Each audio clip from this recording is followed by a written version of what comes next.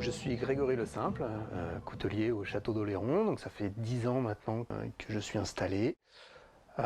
C'était, je crois, la concrétisation d'un rêve d'enfant. J'ai toujours été passionné par les couteaux, par la forge surtout, le fait de pouvoir fabriquer quelque chose avec du feu. Et donc un jour, j'ai pris la décision de me lancer et de fabriquer mes propres couteaux à la forge. Et donc suite à ça, j'ai recherché un endroit où je pouvais exercer et j'ai eu la chance d'avoir une cabane sur le port du château, sur l'île d'Oléron. Donc là, c'était encore plus le rêve, quoi. Avoir une cabane au bord de la mer dans laquelle on peut faire le métier qu'on aime et en vivre, c'est absolument génial.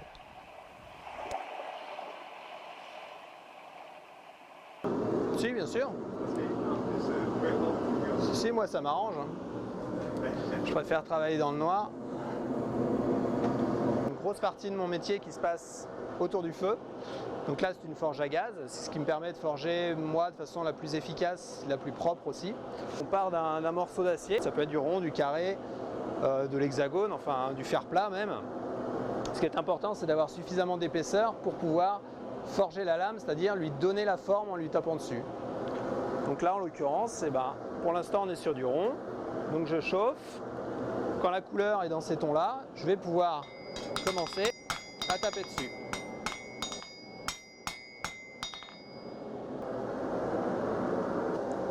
Donc là l'idée c'est de bien surveiller la température de l'acier, puisque si on est trop haut, c'est-à-dire dans les jaunes, le carbone commence à brûler.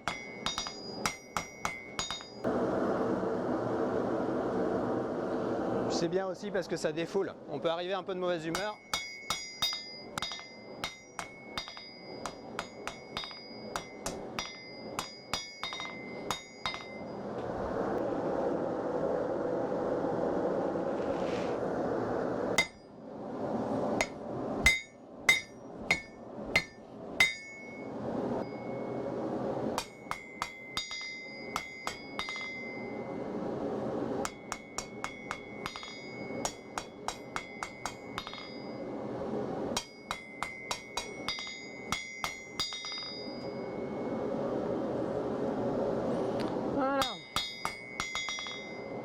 On n'est pas loin.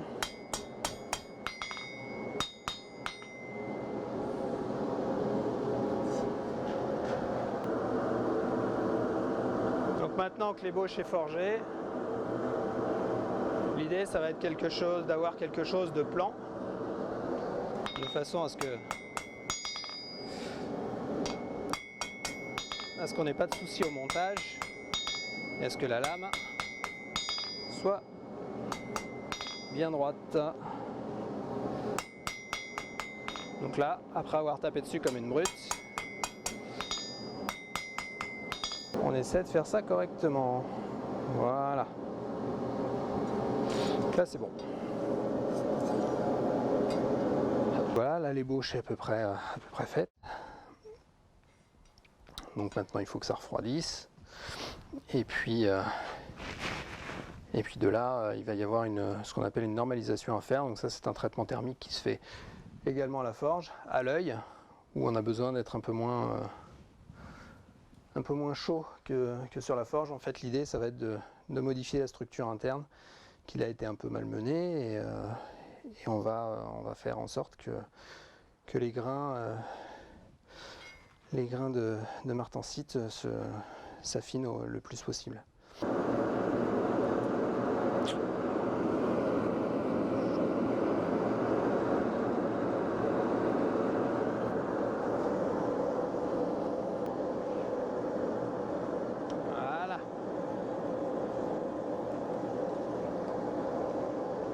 Là l'idée c'est d'avoir une température qui est homogène partout, que toute la lame soit bien trempée comme il faut, et après faire un choc thermique tout de suite, de façon à ce que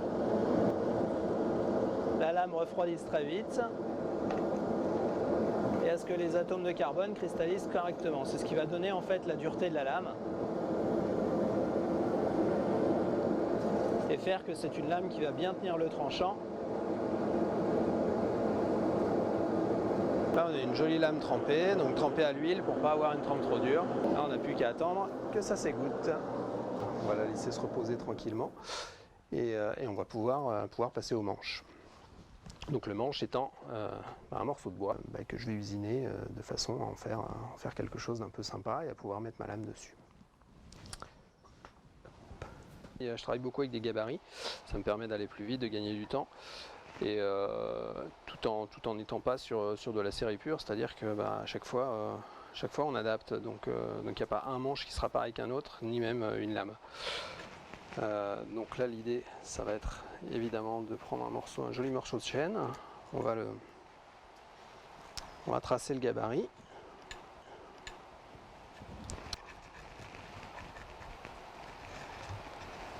Voilà, l'idée c'est de découper le manche.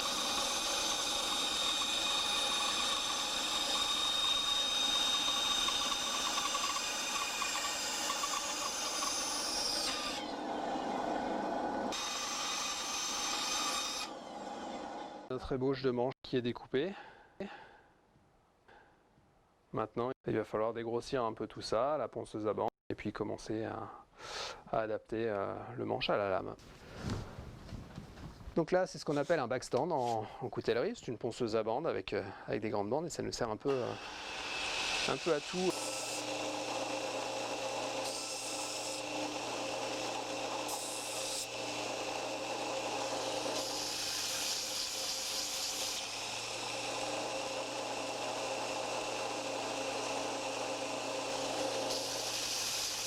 On a affiné suffisamment le manche pour pouvoir au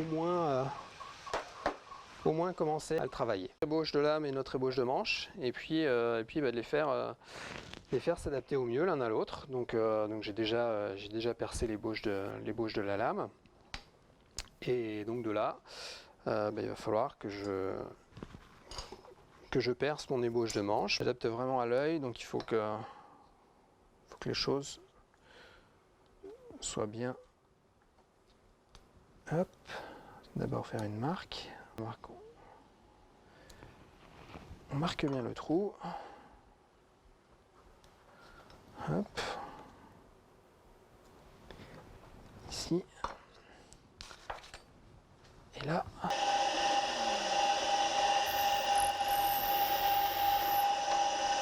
Donc là, j'ai mon trou de percée ici. Donc là, l'idée, c'est de faire coïncider évidemment le trou de la lame avec le trou du manche. C'est bon pour moi. Là, quand je ferme, la lame tient, elle ne dépasse pas. Donc en position fermée, on est bien.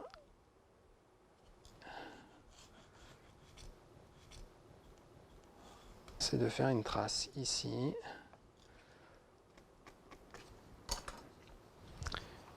Là, on est bien.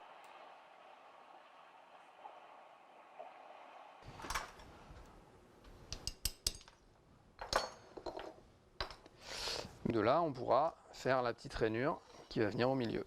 Et avant de faire cette rainure, il va falloir de toute façon descendre le tranchant, parce que là on est juste sur une ébauche, donc brute de forge, donc on n'a pas encore de tranchant digne de ce nom. Donc l'idée là, ça va être d'aller enlever de la matière de façon à ce qu'on ait un tranchant bien net et bien propre. D'aller au plus fin en descendant les grains. Donc ça se passe sur plusieurs bandes. C'est ce qu'on faisait avant avec les pierres. Donc il fallait des grosses meules de pierre, différents grains aussi, donc il en fallait 5 ou 6, donc ça prend énormément de place. Aujourd'hui on a la chance d'avoir ces outils-là qui remplacent tout en faisant exactement le même travail et de la même qualité. Par exemple, on voit bien les rayures.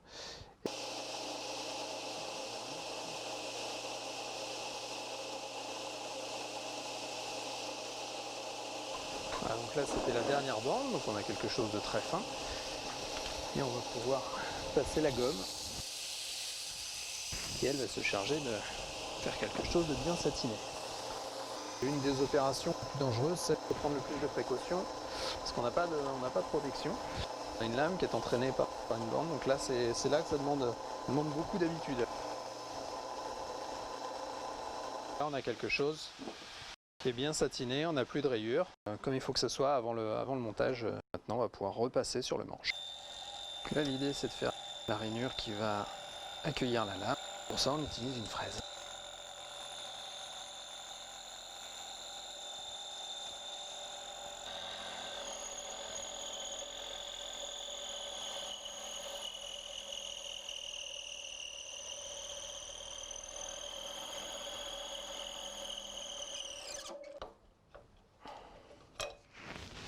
Là on a une jolie rainure dans laquelle on va pouvoir mettre la lame. On va pouvoir faire l'assemblage. Là ça rentre parfaitement dedans. On va pouvoir retravailler le manche de façon à arrondir tout ça et à ce qu'on puisse s'approcher au mieux d'un couteau fini.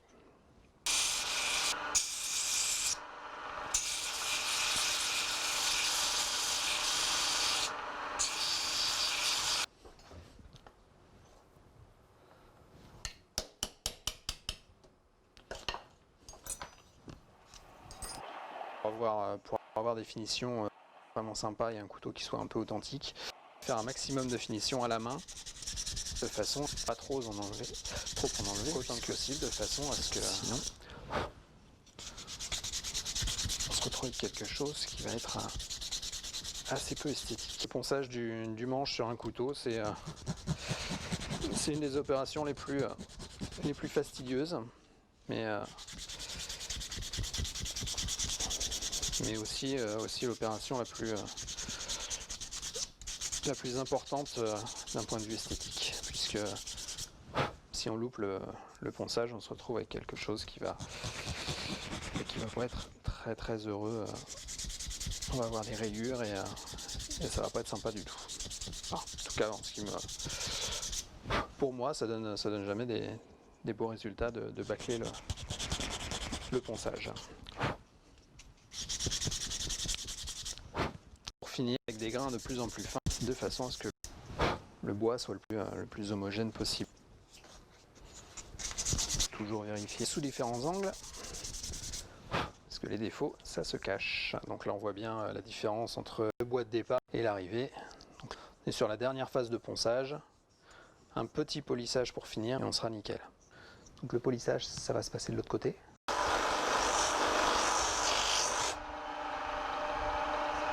Joli poli. Le manche brille un peu, c'est un satiné brillant et c'est exactement ce que je veux en fait. Et donc là l'idée c'est de taper sur le rivet de façon à ce qu'il s'évase et à ce qu'on ait un serrage suffisant de la lame.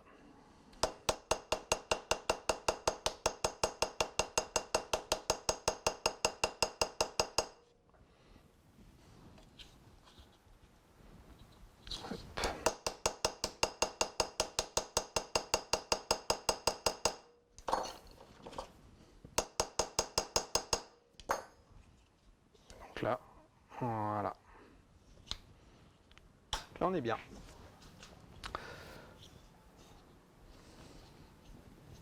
La partie qui nous reste à faire, c'est celle de l'affûtage. On va partir de grains assez grossiers pour finir sur quelque chose de très fin.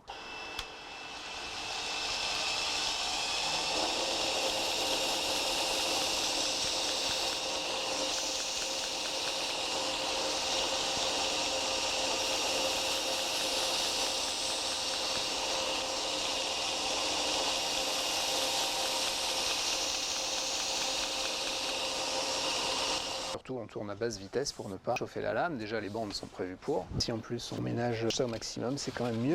Donc là on arrive avec la dernière bande, de façon à avoir un grain extrêmement fin et on est sur quelque chose qui est vraiment très peu abrasif puisqu'on peut poser la main dessus sans lui laisser le doigt.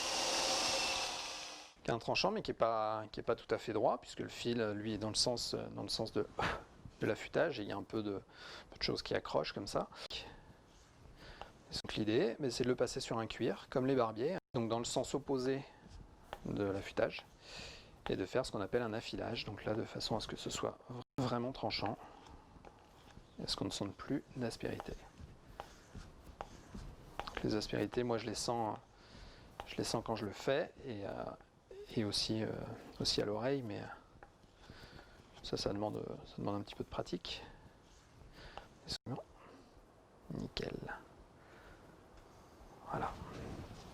Donc là, on n'a plus qu'à essuyer la lame, qui ferme bien, qui s'ouvre bien, et qu'on peut mettre en vitrine.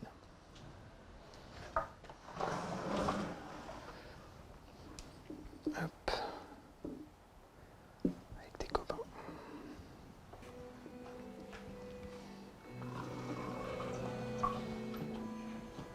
Et voilà.